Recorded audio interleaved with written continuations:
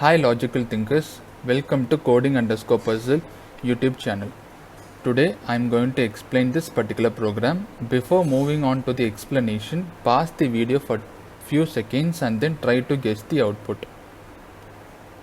Okay, let me show you the output.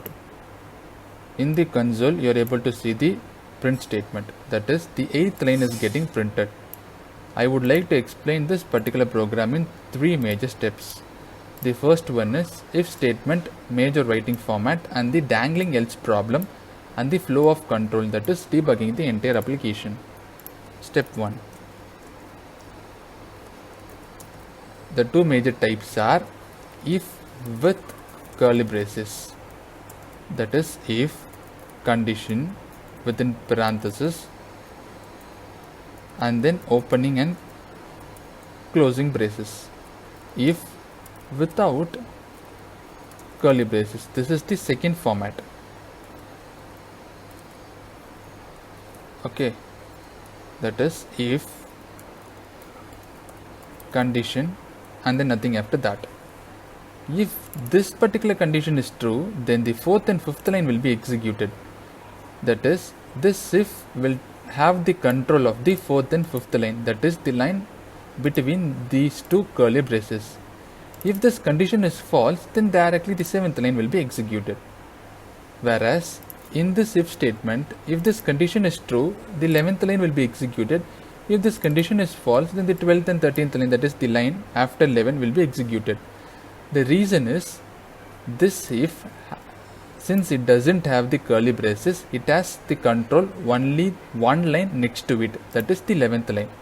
Whereas this if has curly braces, which indicates the line numbers which this particular if statement has control. Okay, then let me go to the second step, dangling else.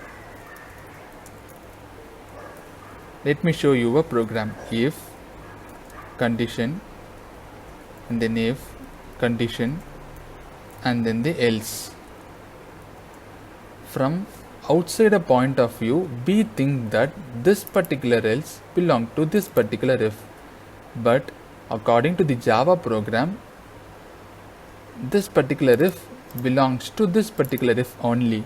That is how Java finds that which if belongs to this particular else is, from this particular else it will go above, and the first if above this particular else will be mapped to this particular else. Okay, since there is no curly braces involved over here, this is the procedure followed.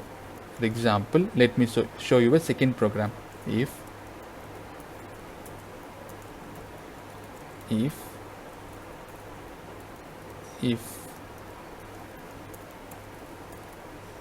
this is the else. Okay, now from the outsider, this else belongs to this particular if, but how Java treats, from this else it will go upwards and it will take the first if encountered by the program.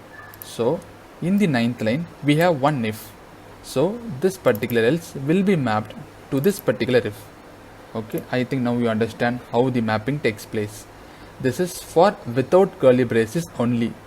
Just understand that particular concept. Now let us move to the third step, flow of control, that is debugging the Java application. Let me debug the application. Now if you see, when I debug the application, it is directly coming to the 8th line, that is the line which is going to be printed. The control will come to the 4th line first.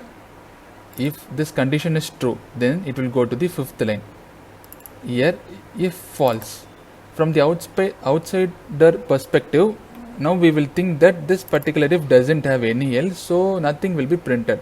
But as I said earlier, this particular else is mapped to this particular if. So if this condition is false, this particular else will be executed. As a result, the control is coming to the 8th line. Now if I go to the next line, that is the 9th line, if you see, the 8th line is getting printed. Now the program gets terminated. So this is how Java interpret this particular program and then execute this program. Okay, thanks for watching guys.